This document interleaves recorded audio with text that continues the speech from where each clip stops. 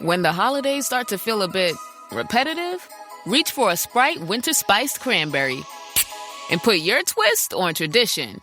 A bold cranberry and winter spice flavor fusion, Sprite Winter Spiced Cranberry is a refreshing way to shake things up this sipping season. And only for a limited time. Sprite. Obey your thirst. Brooks Running reminds us that we're all powered by something. Whether it's the me-time energy of a run after a day at the office, the electrifying energy of your first marathon, or the infectious energy of a group run with your friends. No matter what energy powers you, Brooks has gear specifically designed to unleash it. So lace up and let it out. Let's run there. Visit brooksrunning.com today to learn more. Oh, Hilton stay, your beds are soft and cozy. No lumpy couch, no stiff futon, no shower line at crack of dawn. Oh, Hilton stay. When you want holiday comfort you can count on, it matters where you stay. Enjoy comfortable rooms and friendly service when you stay with Hilton instead. Save up to 25% this season when you book with Hilton. Hilton for the stay. Terms apply. This episode is brought to you by McAfee. Yes! Playoff tickets! Just need to click here and... Wait, what? Fake site? Good thing McAfee threw the red flag. That would have been $400 gone. McAfee blocks risky sites so you don't pay for seats and other things that don't exist. Plans start at just $39.99 for your first year. That's cheaper than parking on game day. Learn more at McAfee.com/online protection. This episode is brought to you by Indeed. You're ready to move your business forward, but first, you need to find the right team. Start your search with Indeed Sponsored Jobs. It can help you reach qualified candidates fast, ensuring your listing is the first one they see. According to Indeed data, sponsored jobs are 90% more likely to report a hire than non-sponsored jobs. See the results for yourself. Get a $75 sponsored job credit at Indeed.com/podcast. Terms and conditions apply. And fingers crossed, if I can figure out what we are doing, we are live on Eagles postgame show over on the Pimple Network. So this is the earliest postgame ever. First time doing this with LJ, and I'll start LJ with a nice simple question. How many points are the Eagles winning the Super Bowl by this year? After today, 20, 30?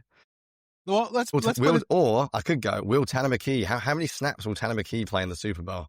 I mean, Kenny Pickett got 7 snaps in last year's Super Bowl. Yeah, but I will say one thing. The Eagles had the toughest schedule coming into the NFL this year. So, to have a laugher like this was awesome. We needed this. We haven't had one all year since the Super Bowl. I mean, the Giants game, I guess, the second Giants game, but coming into that, everybody was worried just because what was going on. But thank God for the Raiders. I mean, I know it was just the Raiders, but getting the offense back on track. And I was greedy. I tweeted out, I was like, I want the shutout. I don't care how it happens. Yeah. Get the shutout. And they were able to get the shutout. Holding the Raiders to 78 yards of total offense is ridiculous. So, I enjoyed every bit of that game, and it's a game that we needed. Yeah, I agree. We've got some people in the chat, which is awesome. So it means that I haven't screwed up because I've never hosted one of these things live before. Yeah, I must admit, I would do big pictures first of all. And I sort of agree with you. I've been doing preview stuff this year for the first time. And I swear every team I preview has been good of late. When I've been previewing games the last few weeks, it's been Chargers, Justin Herbert's really good. Bears, I'm like, Ben Johnson's amazing. Cowboys, I'm like, oh no. Dak's really good. Pickens is amazing. Lions, I'm like, wow, they're good. The last 5 games, as much as we've been a little bit down, as we all should be, by the way, with Packers, Lions, Cowboys, Bears, and Chargers, it's rough. It is a rough stretch. And I tweeted this, LJ, but I tweeted about the Raiders. This is the first time they've been absolutely humiliated since they got wrecked by the Chiefs and the Colts at the start of October. But since then, they lost to the Jags in overtime. They lost by 3 points to the Broncos. Yes, all right, they got beat by the Browns by 2 scores, but Chargers, they were 2 scores down. Raiders beat them by 7. 31-0 is, as I said, basically, funny enough, the Chiefs beating 31-0 as well. As I said, since the middle of October, they've been competitive. Yeah. They were not competitive today in the slightest. When you look at this Raiders team, they have good individual players. Max Crosby's really good. Brock Bowers is really good. I know he's a rookie. Ashton Genty can be really good I think he will be really good eventually. But when you put like the collective together, they're not good. They're poorly coached. Pete Carroll's going to be one and done. There's no way he survives after this. And I know he wasn't the offensive coordinator today, but the fact that Chip Kelly was calling plays in a game plan that they weren't even using, which is the reason why he got fired a couple of weeks ago. Like that, just the dysfunction in that building, it astounds me. They went from who they had, it was Antonio Pierce, the coach last year, to now Carroll, and Carroll's going to get fired. He's gone. They traded for Geno Smith, and Geno Smith's not any good. Kenny Pickett, he's not any good either. But like, again, as I mentioned before, the Eagles needed this type of game. And look, you can take the name off, you can take the Raiders name off and just have Eagles needed a game where everything went right for them. And no turnovers by Jalen. He should have had 4 touchdown passes if Goddard didn't drop the only play that the Eagles know how to run. It seems like that tight end pop pass pretty much. They run that so much successfully, and Goddard dropped it. That could have been 4 touchdown passes. A 1.9 rating, I think, for Jalen. Like, this is the type of game we've been waiting to see him from. Now, we look at the rest of the schedule, not to jump ahead, but 2 against Washington. And while Washington's not good this year, and who knows if Jaden Daniels is going to play, it's still a division team. Like, they're going to show up. And that Bills game has a chance to be massive for the Eagles. But to knock another number off of their magic number, per se, it's down to 2. Any combination of their wins and Cowboys losses that equals 2 over the last 3 weeks of the season, I guess 3.5 because Dallas plays tonight, they can clinch the division. And I think the Eagles are going to be set at that number 3 seed. If we can do this over the next 2 weeks, that week 18 game against Washington, rest everybody. Everyone, because that's what they need. They haven't, and that will be, that home playoff game from week 18 will be the first time all year that they have back-to-back home games. It's crazy that when the schedule came out and you looked at it, it's like, how do they not have back-to-back home games? The only defending Super Bowl champion, I think, in history to have a schedule like that. So just to get to know that you can sleep in your own bed and whatnot, and to play at the Link in front of these fans when they're on your side, it's going to be good. And I think coming out in that first drive, the Eagles able to go right down the field and score with snow in the stands was really good for them, because having weapons would not have been good for the Eagles offense. If they would have went 3 and out, the first pass is a short passing completion, and then the second down play would have been a run that Saquon maybe got 1 or 2 yards, and then a third down throw down the field, which it did happen. We got that pass interference on AJ. But it was just the perfect storm for the Eagles that they needed this week. Yeah, that pass interference was timely. I was nervous when I saw that go incomplete. I was like, oh no. Right, I think you sort of rolled into the offense there. So let's talk about the offense. I got a good comment here from Brett Lips, who's always in the chat, saying, I know it's hard to tell about the All-22, but early sense, did it feel like a genuine improvement or Giants game 2.0? It is really hard to tell. So overall, I would say I think I liked the way they went about the game. And like, spoiler alert, they had 6 yards per play. They were 10 for 13 on third down. They had 27 first downs. Of course, you're all going to quite like it. But it seemed to me they carried on with the under center stuff. It didn't work early on, the run game, and I was a bit nervous. Then they seemed to grow into it down the stretch. And I think sometimes running the football's like that. You have to stick with something, and you almost have to wear down teams. I'm a big believer in running the ball is like a mentality you have. And I think one of the things about the under-center run game compared to the shotgun run game is that where there's no read option, it just means offensive linemen can get downhill. Like, basically, your life depends on you must dominate the guy in front of you. When you're doing this like RPO stuff, you always have to be careful. Don't go downfield. Don't go more than 2 yards downfield or whatever. So overall, we didn't see like a great deal of middle of the field throws like we saw last week. But I think the game was so over, they were never going to risk stuff. They weren't going to come out and start throwing tight window stuff. So, and when you made that comment about not being able to run under center, a lot of that I think has to do with Grant Calcaterra. They need to put Latu out there. He is a much better blocker than Calcaterra, and that I'd like to see the playing numbers on that, because they did it early on, and then it felt to me like they stopped doing it, and then he came back in. I don't know how quickly PFF got playing stats up, but it felt like Latu was on the field a lot early on. But then I saw a lot of Calcaterra, and I was like, oh dear. Like, Latu is it's a much better blocker. And they also, the one thing I noticed, they have an infatuation with running to the right side behind Steen and Fred Johnson. Now I get it. Mailata hasn't been good this year and Dickerson has been banged up, but that is your best side of the line right now. I don't understand why they don't use that run to that side more. They were running towards Max Crosby. And I get it. You want to, like with Parsons, you want to run at Parsons. He's not that great of a run defender. You run at him, kind of take him out the game. I think Crosby's more of a well-rounded defensive end, and he can play the run. And going up against the backup tackle, and even though Fred is better this year than he was last year, he's still not Lane Johnson, obviously. No, Fred's fine as a pass protector, but and Steen is not the, and I've said this on the Kelly Green Hour a lot. Steen is an okay pass blocker, but he's not the run blocker that Mekhi Becton was last year. So that's where they need to try to figure that out. Yeah, by the way, PFF does have numbers out, so this is going to annoy Shane like mad, but the stats are awful. But I think because they ran the ball so much on the last 2 drives. But anyway, last we played 19 snap. 17 of them were run plays, which is madness. And Grant Calcaterra played 37 snaps, and 27 of them were run plays. They just signal. Basically, when Calcaterra is on the field, or even when Latu's on the field, they're just going to run. The only thing I would say is in this game, it was so easy. Maybe they just gave up, disguising things. And in some ways, the fact they could still run the ball down the stretch, even though it was predictable, is sort of good. But yeah, they seem to play a lot of 13 personnel in this game.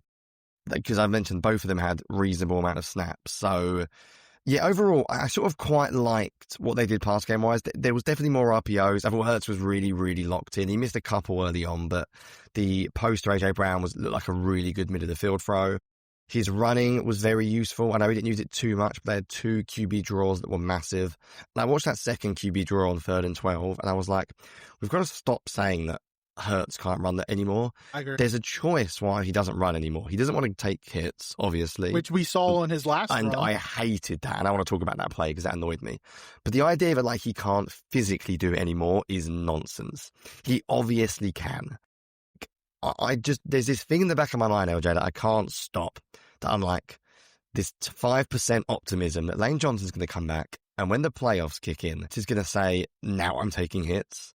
And I wonder if we just see Hurts 12 carries, 75 yards in a playoff game, and he just takes all the hits that he's avoiding currently. And if that's the case, maybe it works. The Lions game, I think it was, Chris Collinsworth mentioned that they're saving him to run late in the season. And when we had this 3-game losing streak, it's like, well, we can't really save much anymore. We need to figure it out offensively. But you're right. This game, it helped because the Raiders aren't any good.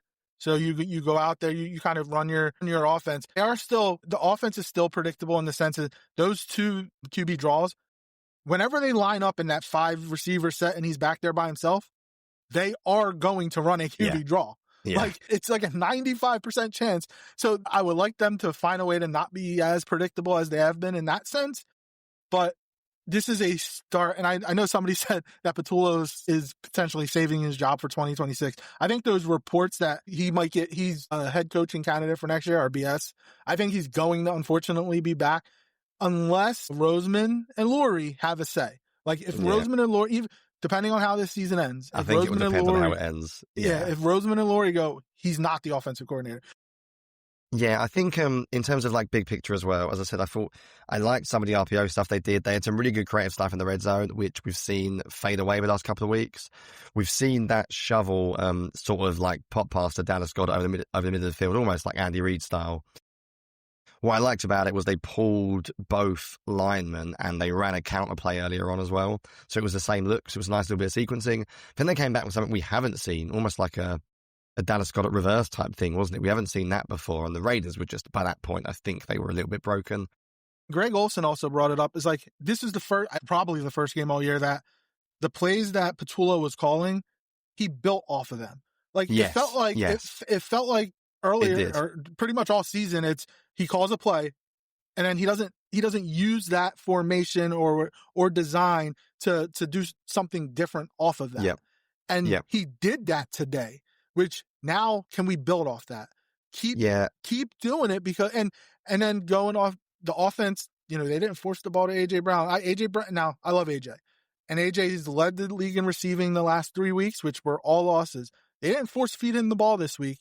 And the offense, again, I'm going to put that claimer out there. It is the Raiders. The offense looked as in sync and as, flowing, as easy flowing as it has all season. I agree. So even when the backups came in, if you don't force the ball to one person and you use everybody, then, the offense can get going and keeps defenses guessing.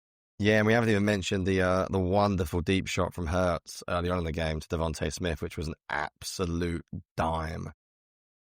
Yeah, they obviously just ran the ball at the hell at the end, so the numbers are a little bit skewed. But I think Tank Bigsby looks really good again. And I think the Eagles will probably have an interesting decision next year as to how much of a split, and even down the stretch, because I think the idea of, I think there was a game we played a couple of weeks ago where Saquon had 20 carries and Tank Bigsby had 1. Today, I think. Yeah, I think those days of Saquon having every carry and Tank Bigsby having, he got banged up a little bit. Yeah, and he got banged up a little bit too. Yeah. So against the Bears, he didn't. Yeah. If they could have only handled business over the last couple of weeks, you wouldn't have to give him the 20. You can give him 15, let Bigsby get 15, save Saquon for the playoffs. But they put themselves in a position that there's no, you have to win these games. Yeah. And you want your best players out there. Now, I like Bigsby because he runs hard. He'll hit the hole and go. He doesn't dance, which is something that Saquon does. But the reward when Saquon does that is if he finds a hole, he's gone. So you have to take the negative yardage with the possible 60-yard run. Yeah, and a lot of people always ask about why does Bigsby look better, and I think it felt to me again today that when Bigsby comes in, they seem to do more under center gap scheme stuff, and I don't know why that is in particular, whether it's almost like they just feel more comfortable using it. I think it's intriguing, but I think that maybe will be the case today as well when we get to the film. It feels like he always gets an under center carry. I was discussing this on my Discord with a few before the game, but and the person who asked about Brett about the overall point of the offense this week. Again, it's the Raiders, but basically every single good offensive team this year is running under center. If you look at I went through this the other day, if you look at the under center rate in the NFL this year, they are all the best teams in the league. The only one who is bucking the trend is the Colts under Steichen, and they've gone backwards of late. The top teams, the Rams, the 49ers, the Lions, the Patriots, the Bills, they are all living under center. I think the world we're living in now with lighter defensive linemen, lighter linebackers, you want to get them flying downhill, throw it over their heads. They're not as good in coverage, turning and running. We're seeing more mugged up fronts. We're seeing more linebackers, 5-man, 6-man fronts. The Eagles are seeing all this as well. So the NFL is a world now where I personally think unless you've got an elite mobile QB, you cannot live in shotgun anymore. So I think the one benefit of today was that on early downs, early on, again, as you said, it's the Raiders. So take away the success of it, just in terms of what the team wants to be. They obviously want to run more under center. And I think it seemed to me, and the numbers might not back it up, but it felt like first down was always under center. Then second and third down were more shotgun based. And if that's the way they want to do it, you could say it's a bit predictable, but then if they can start getting into that play action on first down, I think they could have a lot of success there. So I'm hoping they're almost hiding it today, that they didn't really want to do it because there wasn't a need to do it.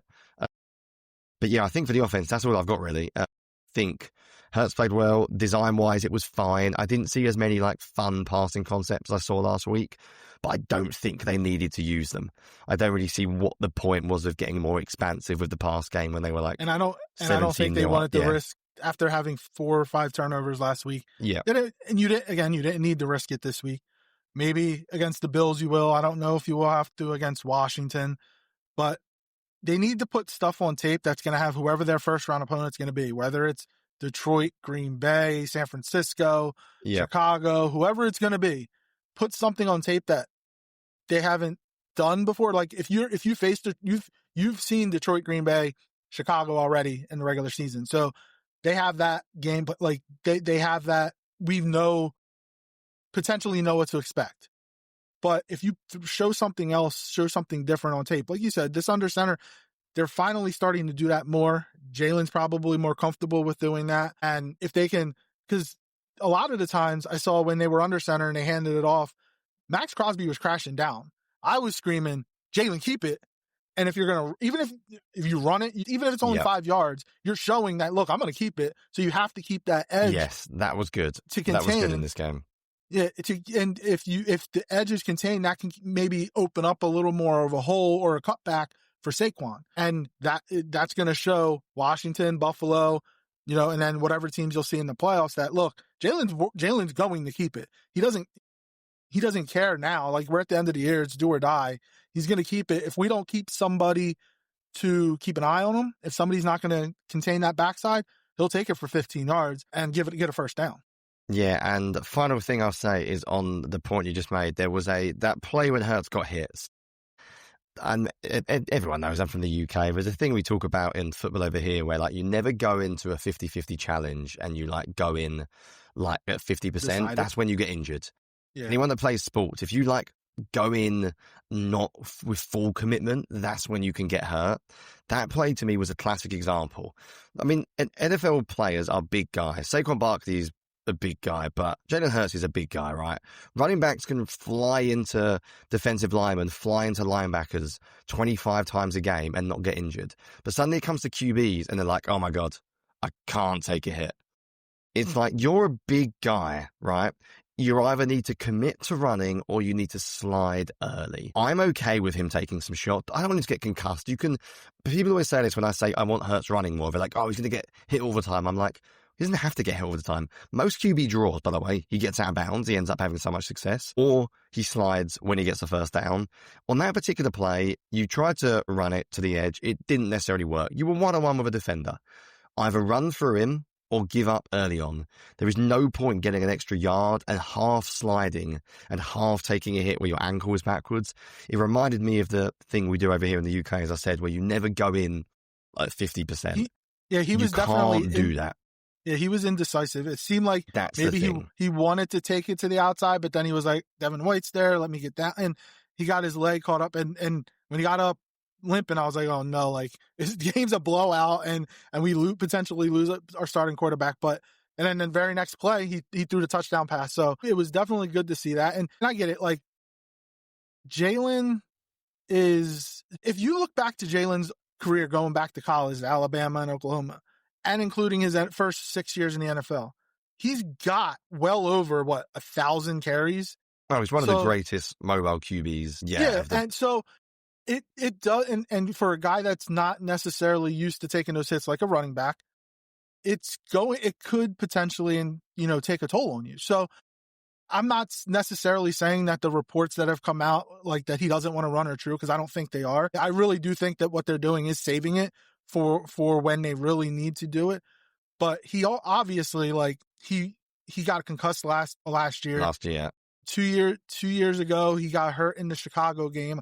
The shoulder injury, and had to come back for the week 18 game because we lost to Dallas and the Saints before that last game, and we needed it to win the division. So I understand him wanting to protect himself, especially for a guy that is most likely going to ask for a contract extension after this year.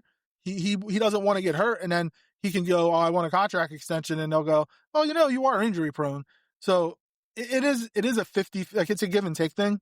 Yeah. And we just need him to be smart about it. And for the most part, he is. I agree. I think, like you, I don't believe this idea that he came in and said, I want to run less, but what quarterback after being in the league for 6 years runs more? Like, I know Mahomes is this year, but most guys don't. Most mobile QBs want to run less because they want to sustain themselves. Lamar's not running as much. Yeah, exactly. Most and sometimes, by the way, there are certain QBs that can't. Like Russell Wilson, when he got to like early 30s, that was sort of it, because he didn't have it anymore. And I don't want to say Hurts is like that, but he's 27. And if he has 5 years, I mean, I think he should, while he can run, I would maximize it. And I think I actually don't mind doing it less until the playoffs. That one just annoyed me because it was sort of like either go down or take a hit. Don't be indecisive. Don't do what you did there, because to me, that's risking injury even more than like a QB draw. Anyway, let's run over to the defense. One of the weirdest defensive games ever. The Raiders had a grand total of 75 yards, 69 passing yards, if you include the sacks, obviously, in that. 46 rushing yards, 1.8 yards per play. 3 out of 12 on third down, 0 out of 1 on fourth down, and only 42 plays. it was probably the most dominant game you ever see in the NFL. Like, as one-sided. You don't really see games like that. They obviously threw one pick, took 4 sacks, punted 5 times. Like, almost hard to analyze in some way because it was so easy. Yeah. Like, I don't really know where you go except for, like, their talent level is just significantly higher for a team like the Raiders. And yeah. Well, you think about it, they haven't given up a touchdown since that first drive against the Chargers, who are a better offense, obviously, than the Raiders. I don't know if it's like up to 20 drives now that the Eagles defense hasn't given up a touchdown, and they're doing this without Jalen Carter. Now, they have a lot of good players. Cooper DeJean's really good. Quinyon Mitchell, really good. Brandon Graham, a revelation, had 2 sacks today, playing the defensive tackle position. Just imagine if Jalen Carter comes back this week. I don't know if he is. I don't know if he'll come back for the Bills, whenever it is. And they continue this. Vic Fangio is putting on a master class right now. Now, I'll say this. They faced really bad offensive lines the last 2 weeks. Chargers offensive line is not good. The Raiders offensive line might be worse than the Chargers. And Kenny Pickett's not a good quarterback, regardless of what anybody says. Should have never been a first-round pick. But if you think, like, just getting them to run the defense that is called by Vic and not being out of position for the most part for 2 weeks, besides the first drive of last week against the Chargers when Vidal went 60 yards and then I think Vidal caught the touchdown pass, or whoever it was that caught the touchdown pass. For the most part, like, they've been in position. There's been no big plays. Like, you build off of that, and they get this confidence going forward when you're going to go up against the Josh Allen has 35. Last I saw, 35 points against the Patriots. Yeah. Like, he's on a run that we haven't seen in a long time. He's trying to reclaim his MVP. And get the MVP back. It was funny, and the Brett Eclipse made the comment that Tyler Lockett seemed like he was trying to go at Cooper DeJean and trying to get him kicked out the game early on. Yeah. Coop, I mean, he is so. I understand why good. I understand why Vic Fangio does not want to take him out of the slot. Or put him back at safety. You want him in the action. He's a great tackler, great blitzer, is a really good cover guy. That screen pass he blew up in the one to Bowers. He ran right through Lockett and was able to tackle Bowers. Yeah. And then there was a Genty run early in the game where if he doesn't tackle him, Genty might be going 20, 25 yards down the field, and he made the tackle. So you need to keep Cooper DeJean in, like, pretty much a box linebacker. He can be the Malcolm Jenkins, but he's the slot guy. So just leave him there. He's so his football IQ is ridiculous. Him and Q, if they're on the same side, they don't even have to talk. Just hand motions, eyes, contact. We know what we're doing, and they've rarely seem out of position. And then Q may have been targeted once today, if that. Yeah, the last couple of weeks he was targeted twice last week, I think. So, like, he is he might be top 5 in the NFL already. And this is year 2. Is. I think this year, crazy. I think he is. Yeah. And I think the good thing about the secondary or the defense in general was that the holes were obvious. It was just the biggest hole at CB2 of all time. I think Adoree Jackson might have stabilized it. Like, I don't think Adoree Jackson's good, but I don't think he's bad. And the benefit is they're so good elsewhere is that they can sort of roll coverage. They can support him in certain ways. Obviously, if you get an elite wide receiver 1, you can let Quinyon travel with him. Not everywhere can be perfect. No team's going to have every good player at every position. Yeah, not many teams have the 2 receivers that Dallas have. You don't have Pickens and Lamb on every team. Yeah, and that's a tough matchup for Adoree. For nearly anyone. I think the Dallas game was really bad, like in week 12, and then he went out early. But since then, I think he's been good. He was good against Chicago. He was really good last week. I thought last week was his best game. And I think he was good again today. He had a couple of reps early on that were really good. I remember last week, the one against the Chargers, when he blew up the screen pass downhill. And I was like, that's a man that's playing with confidence. Whereas early on in the year, I think he wasn't. So I think the good news is, like, position battles are being sort of figured out now as well. Like, that's done. We can start talking about any other position unless there's an injury. Adoree Jackson's going to start at quarterback 2. Coop's going to stay in the slot. And Marcus Epps has stabilized the safety position. I'm going to get to him because Sidney Brown sucks. Sidney Brown can't be on this team anymore. I think my really big hot take is that I think Marcus Epps could keep the job. Because I think Vic Fangio doesn't really care about how old you are. I think he will play the best player. But Kuba's highs are significantly higher. Well, here's a hot take. How has about played you 2 bring weeks. Epps back and not bring Reed back? That's too spicy for me, my man. I'm not sure about Marcus Epps' age. That might be the problem. How old is the man? 29. Yeah, I mean, it depends how much Reed or what. My gut is that Reed's not going to get very much because I think he's like a perfect Eagles fit.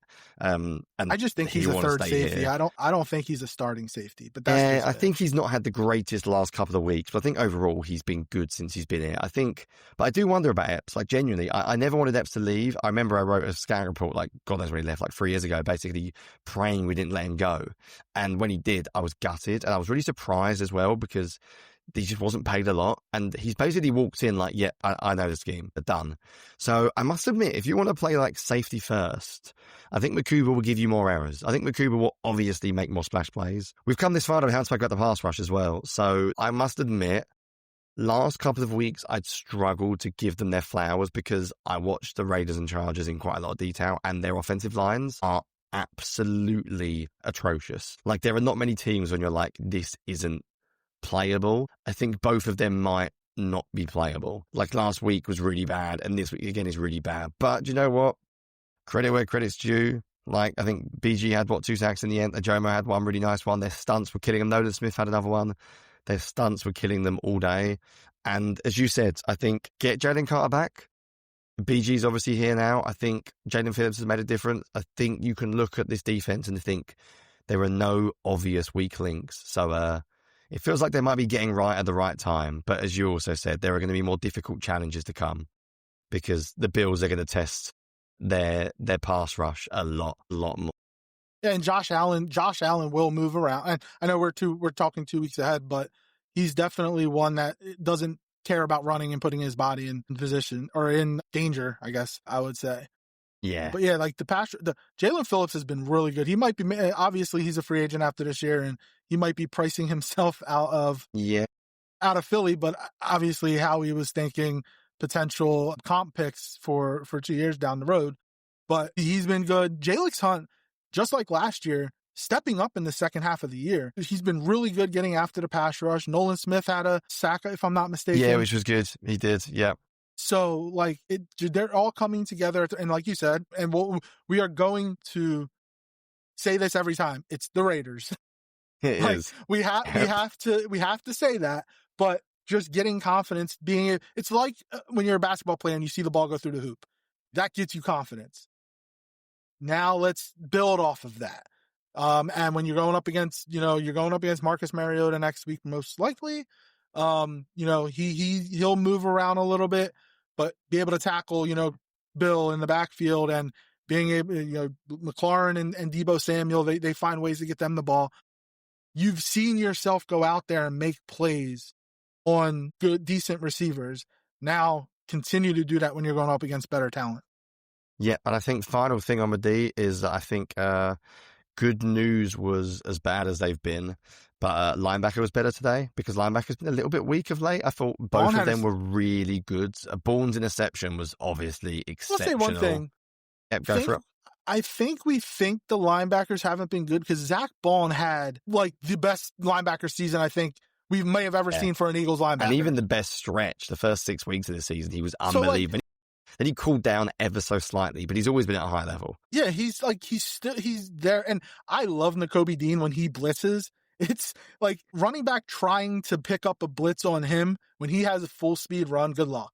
Now, I think Genty did it to an extent today on one play, but I just think because our expectations were so high or because they played so well last year, like, I don't know if they were going to be able to sustain that. Coming down a little bit, the Eagles were the number one defense last year, maybe the best defense in franchise history. It was never going to happen. But this second half of the year, they have played so much. Yeah, they lost 5. I think it's incredible what the defense has done. I think to lose Josh Sweat, Milton Williams, I know John Tagala Johnson, like whatever, but he was still a starter in the secondary. I think to lose the guys they did. I mean, Sweat's been really good this year. Milton Williams was playing at a very high level before. And they've really done it without Jalen Carter being anywhere near his best and clearly not helpful. This is Jason Momoa, and I'll be your finance professor today. Welcome to Banking Smarter 101 with Chime. Bam! First lesson, sign up for Chime and set up direct deposit. You'll be joining millions of members banking fee-free. Second lesson, get cash back on eligible purchases while building credit and a higher APY on your savings. That's how you bank smarter this season. Fa-la-la-la-la, class dismissed. Join Chime today. Chime is a financial technology company, not a bank. Banking services and a secure Chime Visa credit card provided by the Bancorp Bank N.A. or Stride Bank N.A. Members FDIC. Optional services and products may have fees or charges. Details at chime.com/fees-info. With a qualifying direct deposit, earn 1.5% cash back on eligible secure Chime Visa credit card purchases. On-time payment history may have a positive impact on your credit score. Results may vary. APY means annual percentage yield. Learn about credit building and more at chime.com. The McDonald's Snack Wrap is back. You brought it back. Ranch Snack Wrap. Spicy Snack Wrap. You broke the internet for a snack.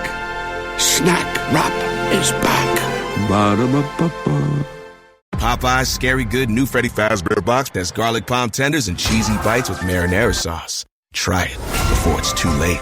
And see Five Nights at Freddy's 2, only in theaters. Love that chicken from Popeyes. Limited time at participating U.S. restaurants. The Who's Down in Who Newville were making their list, but some didn't know Walmart has the best brands for their gifts. What about toys? Do they have brands kids have been wanting all year? Yep, Barbie, Tony's, and Lego. Gifts that will make them all cheer. Do you mean they have all the brands I adore? They have Nintendo, Nespresso, Apple, and more. What about... So the Who answered questions from friends till they were blue. Each one listened and shouted, from Walmart? Who knew? Shop gifts from top brands for everyone on your list in the Walmart app. Okay, Chad. Today you're gonna drive the all-electric Toyota BZ. But my electric vehicle phobia. I'm not ready, Dr. Ross. I believe in you. Oh my gosh. We're inside it. Try to take deep breaths, okay? The ventilated seats, they're touching me. You can do this, Chad. Drive the car.